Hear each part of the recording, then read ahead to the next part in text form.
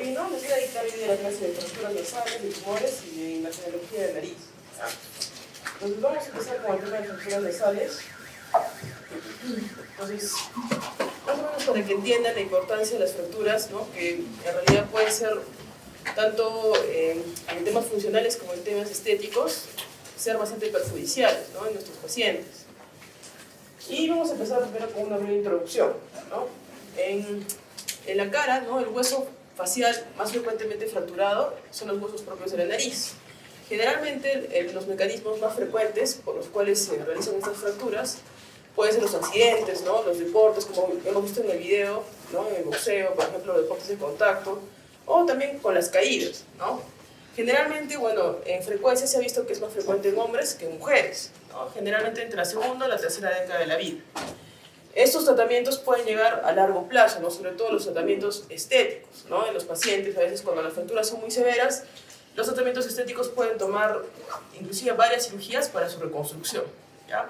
Y en la fractura de los niños puede generar retrasos en el crecimiento nasal, generando también, cuando ellos sean adultos, una repercusión estética y funcional en estos pacientes. Entonces, ustedes ya han hecho la clase de anatomía. Bueno, básicamente un breve recuerdo de lo que es la anatomía de la pirámide nasal. ¿No? Sabemos que está formado por los huesos propios de la nariz, ¿no? Tenemos los huesos propios de la nariz que están unidos en la zona del hueso frontal, ¿no? Y al acceso frontal del hueso maxilar, ¿no? Entonces, los huesos propios de la nariz están asociados a estos dos huesos que también pueden ser fracturados cuando las lesiones o los golpes son muy fuertes. Y recordar también pues, que tenemos aquí el ligamento intercantal, ¿no? Que ustedes, en la parte de oftalmología también es importante porque ayuda en el cierre ocular, ¿no? En el cierre de párpado, ¿no? Que también se puede ver afectado cuando hay una fractura en los huesos propios de la nariz.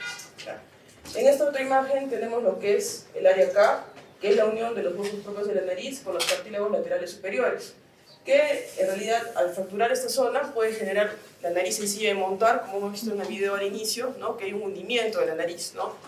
Que también es importante tenerlo en cuenta en lo que es la anatomía, ¿no? Para entender el mecanismo de la fractura.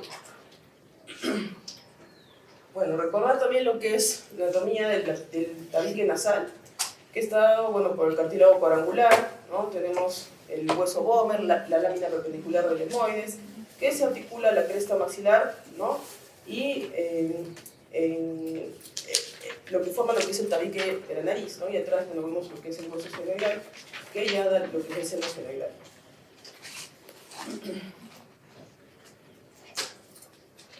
También es importante recordar lo que es la inervación, sobre todo estos dos nervios, lo que es el suprarraquial y el infratroclear, porque son los nervios que nos van a ayudar para poder hacer las reducciones de fractura, ¿no? Que es el tratamiento principal en el tema de las fracturas nasales, ¿no? Es importante su posición y a dónde se van en todo su recorrido de la pirámide nasal para poder hacer la reducción de fractura colocando la anestesia local para que el paciente no tenga dolor al momento de hacer la reducción. Y bueno, lo que es la irrigación, básicamente dado por, ¿no? La etmoidal anterior, ¿no? Y la arteria facial, que da la labial, que también es importante porque son las arterias que más sangran en el tema de las fracturas nasales. En cuanto a lo que es la fisiopatología, pues hay diferentes fuerzas en las que se van generando este tipo de fracturas, ¿no? Tenemos las fuerzas laterales, que pueden generar fracturas deprimidas, que a diferencia de las fuerzas de las fracturas que no son frontales, no es igual un golpe lateral, como lo vieron en el video al inicio, a una fractura frontal, ¿no? Va a ser diferentes formas de lesiones, en una va a generar una nariz sencilla de montar, en la otra puede generar laterorrinias, ¿no? Que la nariz quede torcida para un costado. Y también cuando hay una lesión de la porción cartilaginosa puede generar también lesiones internas en la nariz, generando deformidades como las lesiones del tabique, ¿no? Que generalmente en un inicio a veces no se pueden corregir, que pueden requerir una cirugía a largo plazo, ¿no? Cuando se daña esta porción cartilaginosa. Entonces es importante recordar el impacto, la fuerza y sobre todo también la edad, ¿no? No es igual una fractura en un adulto joven que puede generar, ¿no? Las fracturas, por ejemplo, en porciones más mayores, como los huesos propios de la nariz o el cartílago, ¿no? A diferencia de los adultos ya mayores, ¿no? Los ancianos, que generalmente las fracturas en estos pacientes pueden ser cominutas y generar fracturas mucho más severas, ¿no? Y en los niños, obviamente, como son porciones más cartilaginosas, pueden generar las fracturas en tallo verde, ¿no? Que no se visualizan en una radiografía, y inclusive al niño cuando tú lo ves no lo vas a notar ni lo vas a sentir inmediatamente, ¿no? Hay que esperar un cierto tiempo para luego la palpación y a la manipulación de la nariz poder notar estas fracturas, ¿no? En los niños. Entonces, recordemos, bueno, aquí brevemente una clasificación simple, ¿no? Las fracturas, podemos tener una fractura unilateral, bilateral, ¿no? Microabierto, ¿no? También cuando hay los huesos propios nasales se fracturan su totalidad y se impactan dentro de la nariz. Y tenemos también las fracturas en tallo verde, como les expliqué en el caso de los niños, y la conminuta, que será más frecuente en ancianos. Entonces, en la evaluación diagnóstica tenemos que tener al paciente, que lo tenemos en el consultorio o lo tienen ustedes en emergencia, tenemos que evaluar el evento del trauma, ¿no? La severidad de la lesión, si el trauma ha tomado también otros huesos propios del rostro, ¿no? Como el hueso frontal, el hueso maxilar, o si solamente ha tomado la parte de los huesos propios de la nariz, ¿no? Ver, ¿no? El accidente, bueno, la dirección del impacto, como digo, si fue un accidente de tránsito, un accidente por golpe, es diferente, son diferentes tipos de lesiones y que también van a generar también repercusiones distintas, ¿no? Y bueno, también en el paciente tenemos que preguntar, ¿no? Si tienen obstrucción nasal, si de repente va a tener una hiposmia o una anosmia, o si hay un sangrado presente en ese momento, o si tiene una rinorrea acuosa que puede ser también indicación, por ejemplo, de una fístula del líquido cefalorraquídeo, ¿no? Cuando la fractura es muy severa puede lesionar también la base del cráneo y generar una fístula de líquido cefalorraquídeo. Entonces, después de evaluar eso del paciente, tenemos que ir a la manipulación de la nariz para ver si esa nariz está móvil, si simplemente hay un hueso que se ha hundido en un solo lado, o simplemente ha sido un traumatismo superficial, ¿no? Entonces, si ese paciente, por ejemplo, ha tenido cirugías previas, sobre todo cirugías estéticas, cuando hay ese tipo de accidentes, es mucho más susceptible a que haya una fractura mucho más severa, ¿no? Entonces también se tiene que evaluar si el paciente ha tenido cirugías previas, ¿no? Sobre todo las rinoplastías y, bueno, las ectoplastías también, ¿no? Entonces, en el examen físico, ¿qué vamos a evaluar?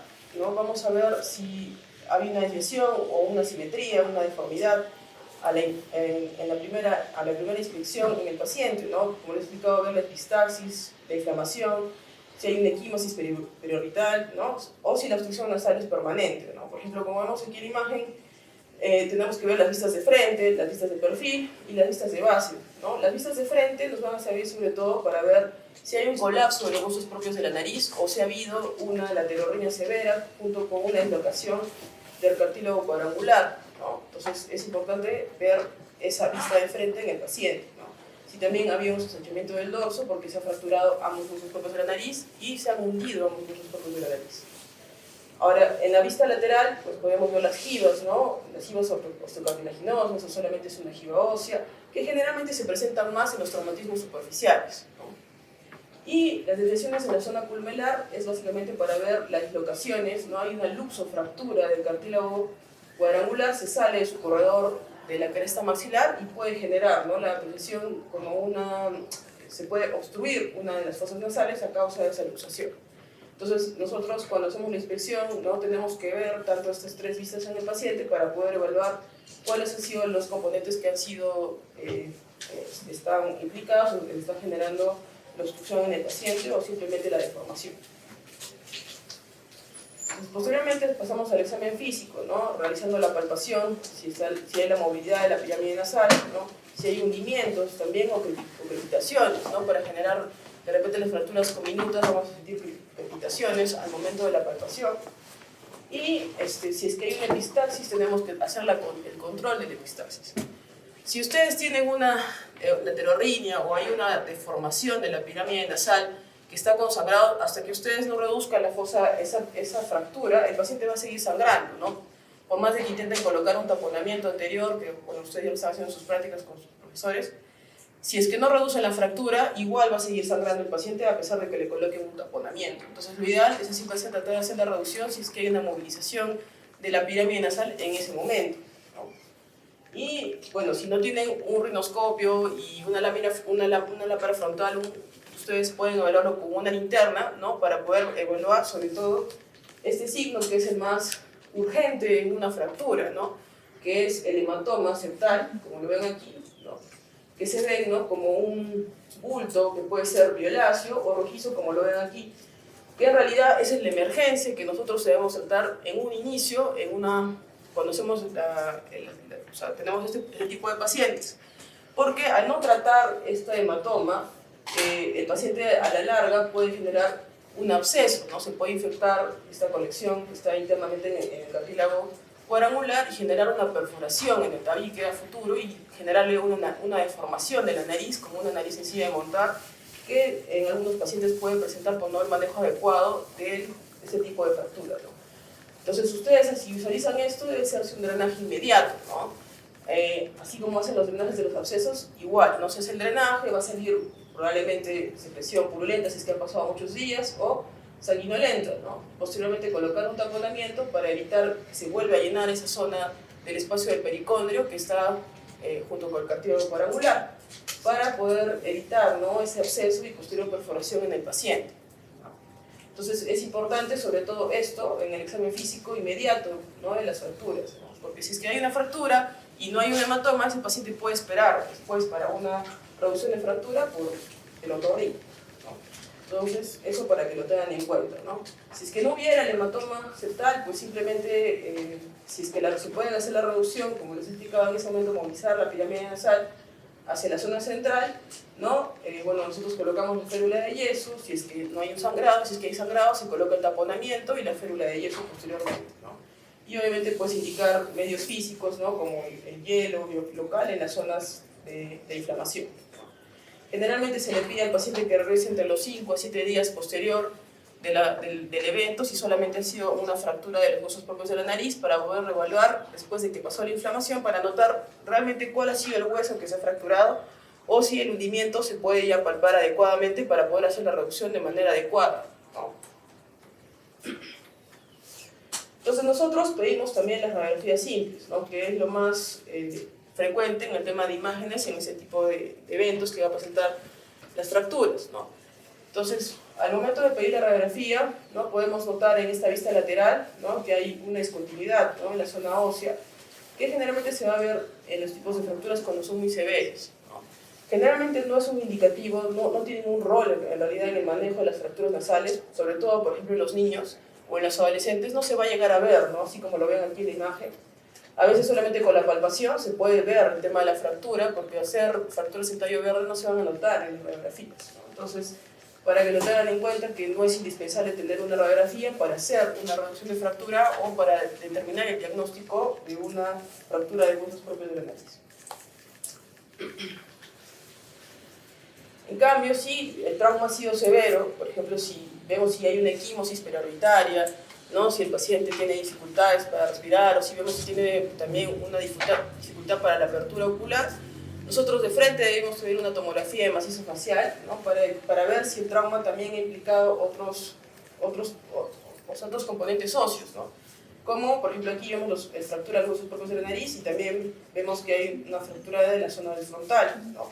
Que va hacia la zona orbitaria, ¿no? Que generalmente los huesos que se fracturan posterior a los huesos de la nariz también son los huesos que van a la zona periorbitaria, ¿no? Como el piso de la órbita que vamos a ver posteriormente, ¿no?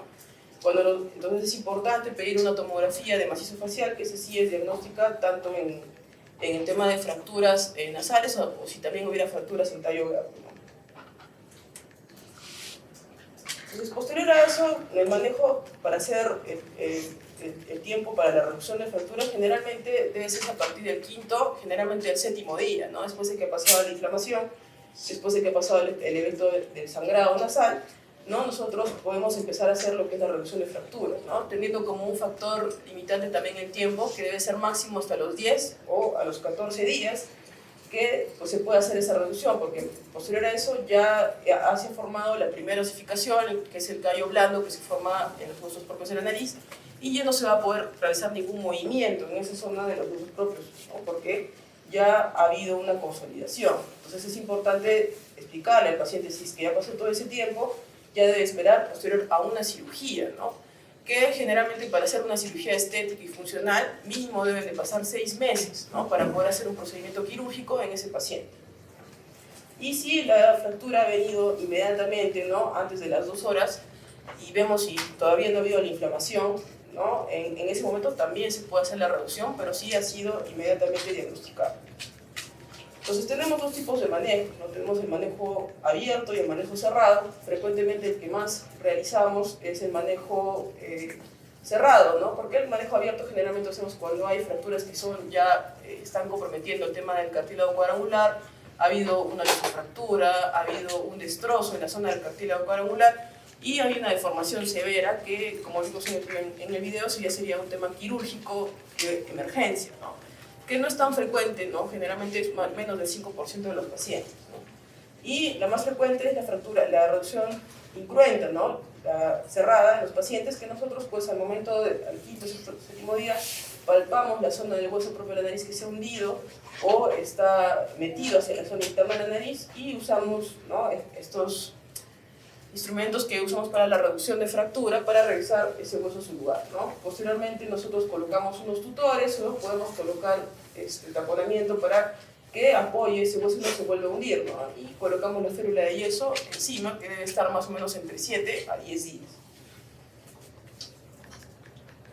Entonces, otra de las fracturas que es también importante de las fracturas faciales es la fractura orbitaria, ¿no? Que les he explicado que es el segundo hueso que más se fractura después de los huesos propios de la nariz, ¿no? Que generalmente también está causado, ¿no? Por impactos frontales, ¿no? Generalmente los golpes de frente, ¿no? Que generalmente el hueso que está más fracturado es la zona del piso de la órbita, ¿no? Que vemos que puede generar herniación, ¿no? Del lóbulo ocular y puede haber una celulitis preorbitaria. Entonces, si ustedes ven un paciente que presenta una celulitis preorbitaria y aparte tiene el edema de la zona de la pirámide nasal, siempre es bueno que ustedes palpen la zona del piso de la órbita para ver si hay alguna deformación, ¿no? Y al momento de sentir, obviamente eso ya está implicando otro tipo de fractura, que eso ya sería un manejo quirúrgico, ¿no? Que no se puede hacer ninguna reducción si es que hay una fractura de la zona orbital. Posteriormente tenemos también las fracturas del complejo nasoetmoidal, ¿no? Que ya son fracturas que son ya considerablemente producidas por un golpe muy fuerte, generalmente en accidentes de tránsito, ¿no? Que ya van a presentar fístulas de líquido cefalorraquídeo, ¿no? Este paciente puede presentar una secreción cristalina a través de la nariz, ¿no? Una rinolicorrea, que obviamente eso es de manejo quirúrgico, ¿no? Tenemos también estas fracturas de los huesos maxilares, ¿no? Que tenemos esta clasificación que es el EFOR 1, el EFOR 2 y el EFOR 3, ¿no? Que va a ser determinada por el trazo de la fractura. En el EFOR 1, ¿no? Generalmente hay una separación, ¿no? Del paladar, generalmente es una separación en la zona del hueso maxilar, ¿no? Que va a generar una maloclusión en el paciente, generalmente no va a poder cerrar la boca, no va a poder hacer la masticación, ¿no? Y eso generalmente es un compromiso aéreo, no genera otro tipo de compromiso, es una fractura que se resuelve también con un tema quirúrgico y va a generar una dificultad a la mordida, ¿no? Y como lo vemos aquí, en el paciente hay una deformidad, que es el del EFOR 1. En el EFOR 2 ya implica otras zonas de los huesos del rostro, ¿no? Que tenemos también, bueno, las placas pterigoideas, las placas, los pilares del maxilar, ¿no? Y también la base del cráneo, ¿no? Que generalmente estos pacientes van a tener una fístula de líquido cefalorraquídeo que ya van a presentar al momento de la examinación. Entonces vamos a ver que va a haber, ¿no? El signo de los ojos de mapache, ¿no? Que eso nos indica una fractura de la base del cráneo. Y el EFOR 3, que ya es un TEC, el paciente va a presentar un TEC probablemente severo y va a presentar una fractura considerable de la base del cráneo, ¿no? Que va a tomar zona de la parte esfenoidal, que va a tomar zonas de las suturas frontonasales y frontomalares, y generalmente estos pacientes son pacientes que están intubados en la unidad de cuidados intensivos que van a presentar este tipo de fracturas y que van a generar sí o sí un tema quirúrgico de emergencia, tanto por un tema neuroquirúrgico como el otorrino. Entonces, siguiendo con el tema, tenemos el tema de tumores sinusales, ¿no? Nosotros tenemos diferentes zonas donde pueden presentarse este tipo de tumoraciones, que pueden ser tanto en la cavidad nasal, ¿no? O en los senos paranasales, ¿no? tanto en la cavidad nasal pueden estar en la zona del vestíbulo, en el tabique, en la pared lateral, en el techo de la nariz, bueno, y en los senos tanto frontales, etmoidal y maxilar. Entonces, esta es una clasificación más o menos de todos los tumores que pueden presentarse en el tema nasosinusal. Tenemos los tumores benignos encabezados por la poliposis nasosinusal, que es el tumor benigno más frecuente de la cavidad nasal, ¿no? Seguidos por los papilomas, los ostiomas, también los condromas, ¿no? Que son tumores de origen cartilaginoso, la displasia fibrosa, los tumores de origen nervioso como el schwannoma, que también se puede presentar en la zona de la nariz, y el nasofibrosarcoma juvenil, ¿no? Que es una tumoración que se presenta generalmente solamente en el sexo masculino y en niños y en adolescentes, ¿no? Tenemos los tumores premalignos como el papiloma invertido y el neuroblastoma olfatorio o el esthesioneuroblastoma, que son tumores que pueden generar mucha repercusión, pueden generar mucha recidiva y pueden volverse malignos por estas recidivas frecuentes que tienen. Y bueno, los tumores malignos, como en cualquier otra zona del cuerpo, también tenemos pues, los carcinomas epidermoides, los adenocarcinomas, el melanoma, los linfomas, ¿no? Y bueno, los tumores metastásicos de otros lugares que también pueden presentarse la metástasis en la zona de la cavidad nasal. Entonces, esos son un breve cuadro que quiero que recuerden, ¿no? Si vemos el tumor más frecuente benigno de la zona de la nariz en general, es el quiste del vestíbulo nasal, ¿no? Vemos que hay una correlación en la zona del vestíbulo, es el tumor benigno más frecuente de la nariz, ¿no? Si hablamos de la cavidad nasal, el tumor benigno más frecuente son los pólipos nasales. Y si hablamos del tema de tumores malignos de la zona externa de la nariz o de la nariz, estamos hablando del carcinoma espinocelular, ¿ya? Si hablamos de los tumores de los senos paranasales más frecuentes, del seno paranasal es el mucocele y el osteoma. ¿Ya? Este es de la cavidad nasal, esto es de los senos paranasales. ¿Ya? Y tanto de los senos paranasales como de la cavidad nasal, el tumor maligno más frecuente es el carcinoma epidermoide. Entonces, les voy a hablar brevemente de los tumores más frecuentes en el tema de tanto benignos como malignos. Encabezados por el tema benigno, tanto en general de la nariz, de la cavidad nasal, de los senos paranasales, estamos hablando de la poliposis nasosinusal, es el tumor benigno más frecuente de la nariz, ¿no? Que generalmente está asociado, ¿no? con infecciones crónicas en los pacientes, por ejemplo, que tienen sinusitis crónica frecuente, puede generar poliposis inflamatoria, ¿no? La poliposis nasosinusal es una poliposis por inflamación, ¿no? El tejido nasal se comienza a inflamar y genera estos tumores inflamatorios, ¿no? Que está asociado también con las rinitis alérgicas, ¿no? Con factores inmunológicos, ¿no? Hay una triada que nosotros conocemos, que es la triada de Sander o la triada de Vidal, que está dada por los poliposis nasosinusal, pacientes con asma y que tienen alergia a los AINES. Casi el 60% de los pacientes que tienen pólipos nasales tienen esta triada, ¿no? Generalmente los pacientes asmáticos que tienen alergia a los AINES, ¿no? Entonces, la sintomatología que van a tener estos pacientes va a ser una obstrucción nasal que, a pesar de tomar antihistamínicos o tomar corticoides, van a persistir con la obstrucción nasal, ¿no? Entonces, al hacer un examen con la rinoscopía o un endoscopio, vamos a visualizar esos tumores. Esos tumores, como lo vemos aquí, son tumores como secreciones de coloración verdosa, ¿no? Son lisos, que inclusive se pueden salir por las fosas nasales si no tienen el tratamiento adecuado, ¿no? Entonces, este tratamiento, obviamente, actualmente ya es quirúrgico de inicio, ¿no? El tratamiento no solamente médico, es una cirugía endoscópica que se tiene que hacer para extraer todas esas tumoraciones que generalmente su punto de inserción va a ser en la zona etmoidal, ¿no? Etmoides anterior, medio y posterior, se tienen que aperturar y retirar toda la mucosa de estos senos paranasales, ¿ya? Y hay que tener en cuenta que a estos pacientes hay que decirles que la cirugía no es curativa, ya que con el tiempo puede volver a crecer la tumoración.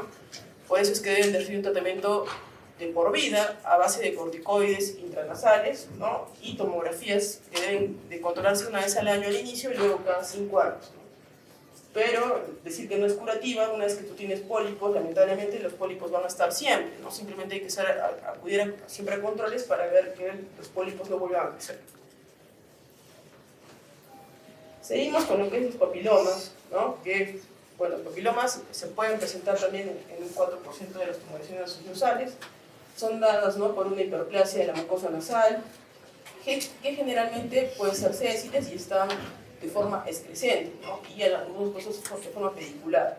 A diferencia de los pólipos que han sido lisos, que lo hemos visto de coloración verdosa, ¿no?, las tumoraciones sinusales, los papilomas en la nariz se ven como una, nosotros le decimos como un tumor carnoso, ¿no?, que tiene zonas rojizas y zonas blanquecinas, ¿no? Entonces generalmente son fácilmente sangrantes, a diferencia de los pólipos, y pues entonces la diferencia de los papilomas. Los pólipos generalmente son bilaterales, o sea, crecen en ambas fosas nasales y ocupan ambas fosas nasales. El papiloma generalmente es unilateral, ¿no?, y en un solo lado de la fosa nasal. Es bien difícil que sea de ambos senos paranasales o ambas fosas nasales. Tenemos también los osteomas, que bueno, son proliferaciones endógicas o periósticas que generalmente pues, están circunscritas en los senos frontales y en los restos frontoetmoidales, ¿no? Son tumores óseos que generalmente van a crecer en estas zonas ¿no?, del hueso frontal, ¿no?, como vemos en la imagen. No son generalmente quirúrgicos si es que no están obstruyendo o sea, el ciclo normal de la formación del moco, ¿no? Entonces, si es que no están generando ningún problema de sinusitis en el paciente, pues no son quirúrgicos. Solo son quirúrgicos si es que son sintomáticos. Y siguiendo con otra tumoración bastante frecuente en el tema de benigno, tenemos lo que es el nasofibroma juvenil, ¿no?, que es un tumor benigno que está frecuentemente asociado, bueno, solamente se presenta en varones, nunca se presenta en mujeres. Siempre está dado en varones y en varones niños y adolescentes, ¿no?, que esos pacientes se van a presentar generalmente en la consulta, que son pacientes que tienen epistaxis frecuentes, que no se ven fácilmente, ¿no?, y que generalmente son pacientes que tienen anemia, ¿no?, que les genera una caída de la hemoglobina bastante severa, ¿no?, y van a generar una obstrucción unilateral en una sola fosa nasal, generalmente solamente es unilateral, y esto siempre es quirúrgico, ¿no?, porque es una tumoración vascular que debe ser operada lo más pronto, porque si no el paciente puede generar un problema de anemia y un shock hipovolémico si es que no se trata adecuadamente. En los tumores premalignos, pues tenemos lo que es el papiloma invertido y el neuroblastoma olfatorio. El papiloma invertido, como les expliqué en los tumores benignos, a la diferencia del papiloma normal, que le da el apellido de invertido, es que es un tejido vascular que va a ser por fuera y epitelial por internamente, ¿no? O sea, por fuera va a ser rojizo y internamente va a ser de color blanquecino. Ese es lo que le da el papiloma invertido, ¿no? Es un tumor que generalmente se crece en una sola fosa nasal, como les he explicado, es carnoso, es fácilmente sangrante, generalmente se da en la quinta a la sexta década de vida y es mucho más frecuente en varones que en mujeres. Es muy importante este tipo de tumoración porque tiene una recidiva bastante alta, ¿no? Su zona de implantación generalmente sabe ser en la pared lateral del seno maxilar, es la zona de implantación más frecuente, ¿no? También puede estar en otras zonas de los senos paranasales, pero generalmente se tiene que tratar como una tumoración maligna, ¿no? Cuando nosotros lo operamos debemos hacer una exéresis de todo el seno maxilar para evitar que vuelva a ser su recidiva, ya que es fácilmente recidivante y al ser fácilmente recidivante puede malignizar, ¿no?, y volverse un carcinoma epidermoide. Tenemos lo que es el neuroblastoma olfatorio, ¿no?, que es un tumor que está originado en las células olfatorias, ¿no?, y bueno, generalmente es de crecimiento lento y localmente invasivo. Lo malo de este tipo de tumoración, al estar en el techo de la fosa nasal y estar asociado con el tema de células olfatorias, no es de fácil diagnóstico porque los síntomas no se van a presentar al inicio de su aparición, ¿no? Generalmente ya se presentan, ¿no?, al inicio de repente con una hiposmia que no está marcada, pero comienza con la hiposmia, luego una anosmia, y el paciente va a presentar recién la obstrucción, ¿no?, obstrucciones nasales cuando ya las tumoraciones son muy grandes, ¿no?, y van a invadir también la zona de la base del cráneo. Entonces, al ser de una zona que no genera mucha sintomatología, son de difícil diagnóstico y cuando ya se diagnostica son bastante invasivos, ¿no? Entonces, las cirugías en este tipo de pacientes saben ser bastante invasivas, ¿no?, porque ya son tumoraciones muy grandes cuando se diagnostican. Generalmente también son unilaterales, generalmente producen epistasis cuando ya crecen y se comienzan a visualizar a través de las fosas nasales. Y bueno, como les he explicado, la afección intracraneal es en un 30% de los casos, ¿no? Hasta un 40% cuando ya se diagnostica. En los tumores malignos, pues también, como les he explicado, se puede dar tanto en las fosas nasales, en los senos paranasales, que encabezados por lo que es el carcinoma epidermoide. También son de difícil diagnóstico porque son de crecimiento lento en las fosas nasales, también en la cavidad nasal, encabezados por el seno maxilar, ¿no? El lugar donde se crece más el carcinoma epidermoide es en el seno maxilar, ¿no? Entonces es donde más lo vamos a encontrar cuando hacemos el diagnóstico a través de una biopsia. Entonces, ¿no? es de un 0.3 a un 0.8% de las tumoraciones malignas, ¿no? Como les he explicado, el carcinoma del seno maxilar es el más frecuente y generalmente es más en el sexo masculino a partir de la cuarta o la quinta década de la vida. Está asociado, obviamente, sí, con, bueno, en los pacientes fumadores, también en trabajadores con químicos como el níquel, ¿no? También con los pacientes que trabajan en las zonas de maderas, ¿no? También pacientes que tienen antecedentes quirúrgicos, ¿no? Recurrentes en la zona de las fosas nasales, si tienen, por ejemplo, pacientes que tienen muchas intervenciones en la nariz, se ha visto asociado también la presencia del carcinoma epidermoide, bueno, y los procesos que son inflamatorios constantes en las cavidades nasales o en los suelos paranasales. Como les he explicado, el carcinoma epidermoide es el más frecuente, ¿no? De las lesiones malignas en la nariz. Generalmente pues, está presentado entre moderadamente a bien diferenciadas, ¿no? Que incluyen tanto el carcinoma de células transicionales como el carcinoma diferenciado, como los más frecuentes que se presentan en subdivisiones del carcinoma epidermoide. Entonces, cuando haya la tumoración, generalmente pues, tanto externa e interna se visualiza, lo vamos a ver pacientes que van a presentar este tipo de lesiones, que son obviamente quirúrgicas y el problema de esto es que son tanto en el tema funcional está afectado como en el tema estético, ¿no? El paciente va a generar una deformidad bastante al momento de extraer este tipo de tumoración.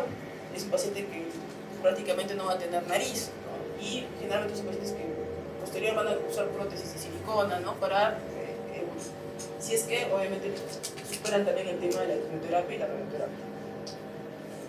Entonces, hablando de lo que es la imagenología de la nariz y los senos paranasales, les voy a hablar de lo que son las posiciones de Cadwell y de Watkins, ¿no? Que son las radiografías que nosotros pedimos para ver los senos paranasales.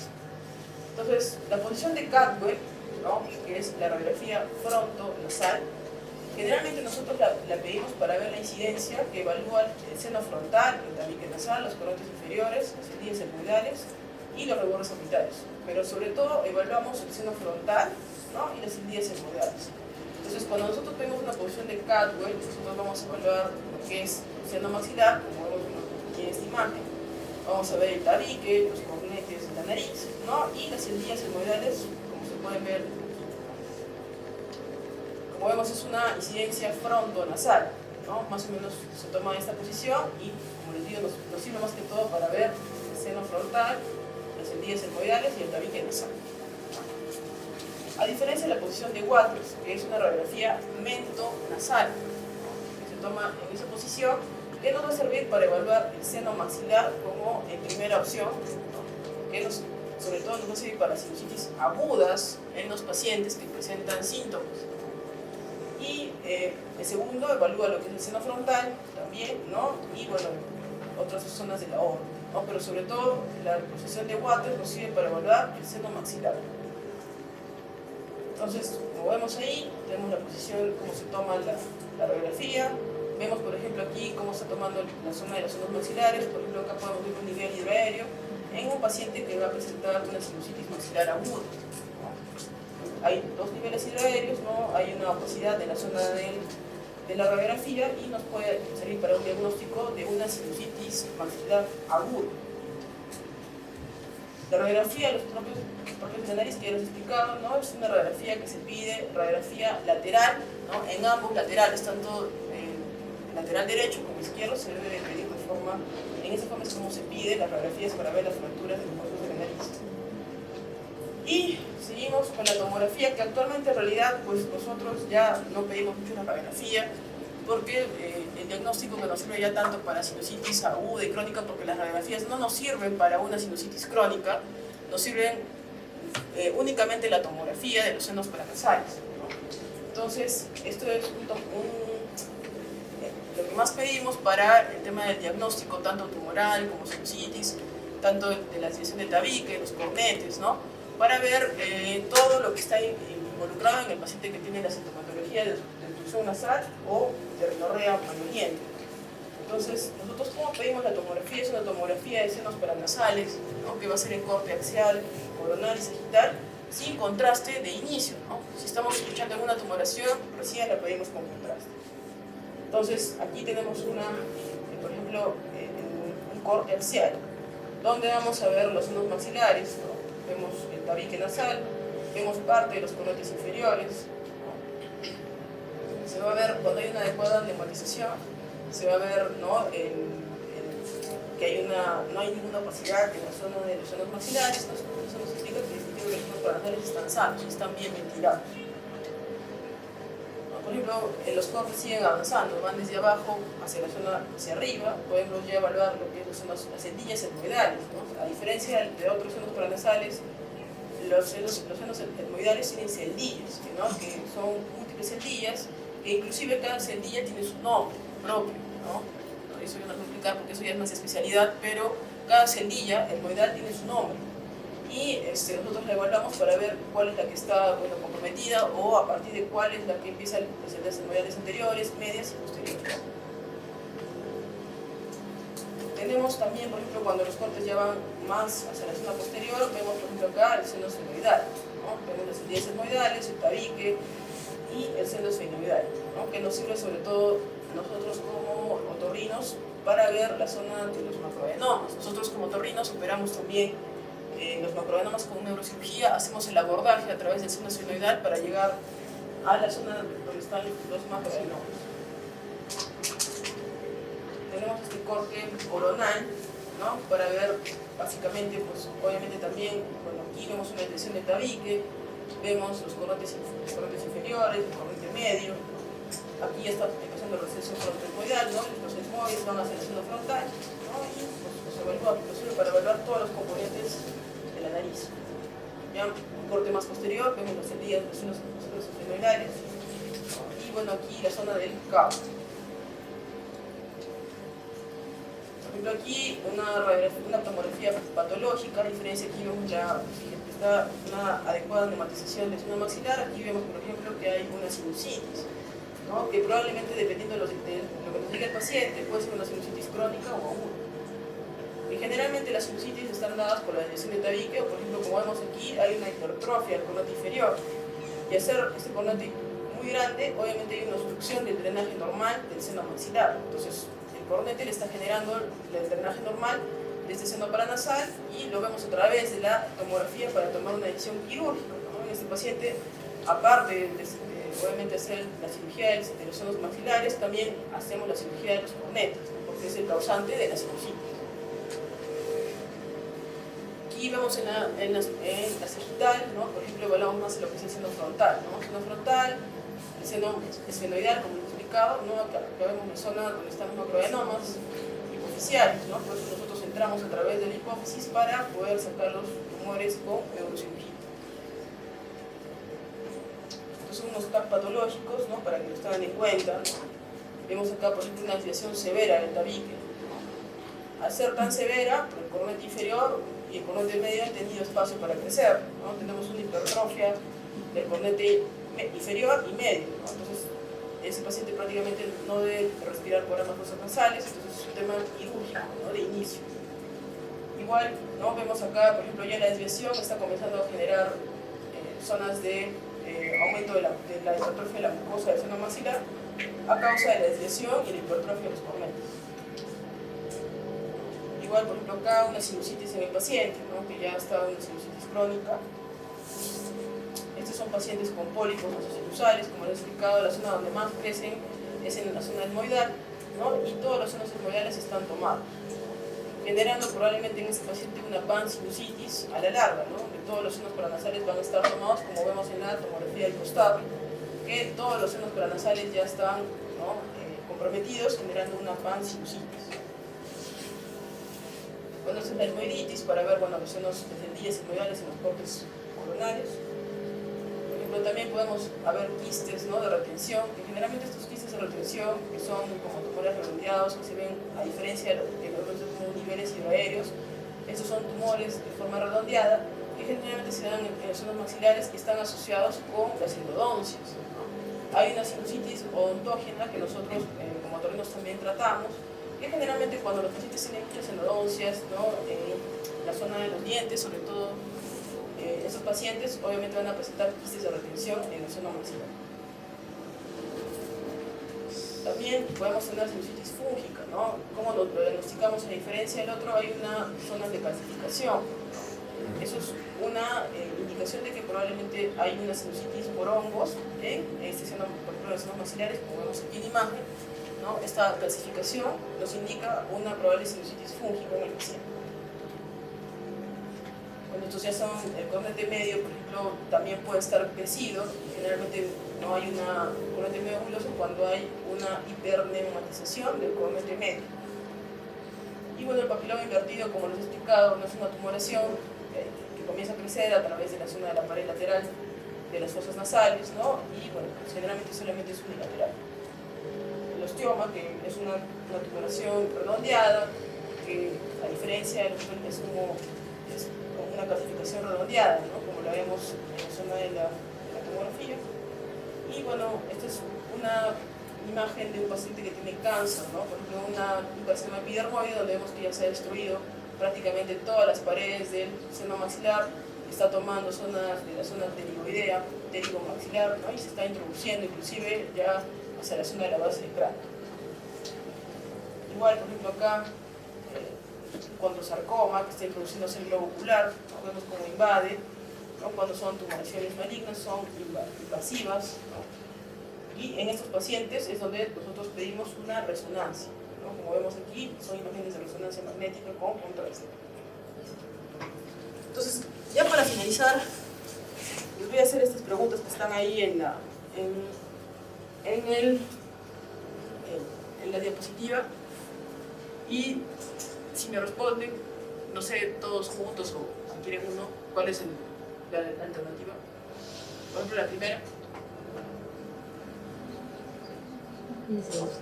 Hombre, 25 años, le acude, después de hacer un puñetazo en la cara durante un partido de fútbol y presenta una deformidad nasal, inflamación, epistaxis.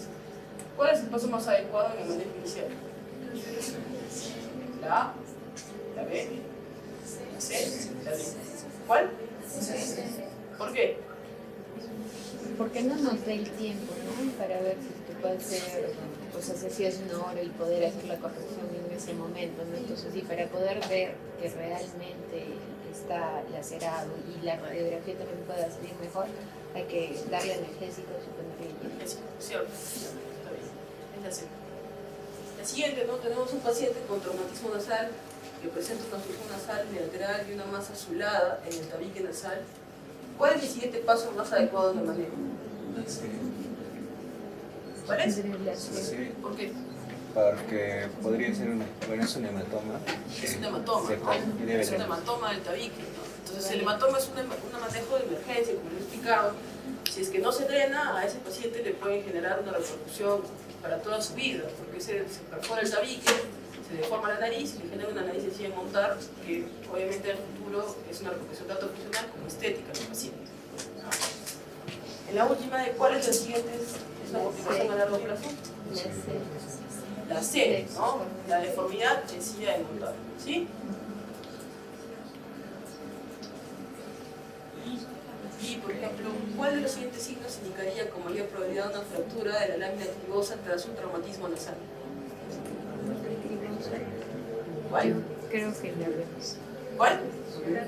La B, claro. ¿Cuál es la lámina cribosa? Es lo que ya está unido con la base del cráneo, ¿no? Entonces, si hay una fractura, el paciente va a tener, obviamente, secreción cristalina a través de la nariz, y eso es una rinorrea de líquidos cefalorraquídeos, una fístula de líquidos cefalorraquídeos. ¿Qué tipo de carcinoma es el más frecuente de la cavidad nasal? ¿Cuál?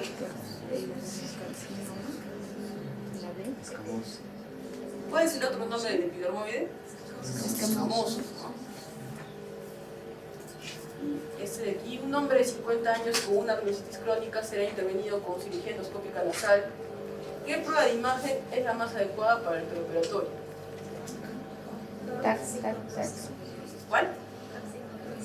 Una tomografía, ¿no? Ustedes van a ser internos, ¿no? Si ustedes tienen un paciente que tiene una sinusitis crónica, nunca le pidan una radiografía, porque más le irradian que lo que le ayuda. De frente se pide una tomografía de senos paranasales, porque es lo que nos ayuda a nosotros para hacer el diagnóstico.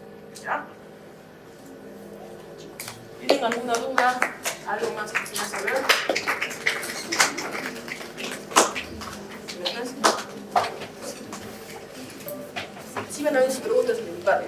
Y ahorita vamos a hacer, ¿ya? Cuídense, hasta luego, mucho gusto.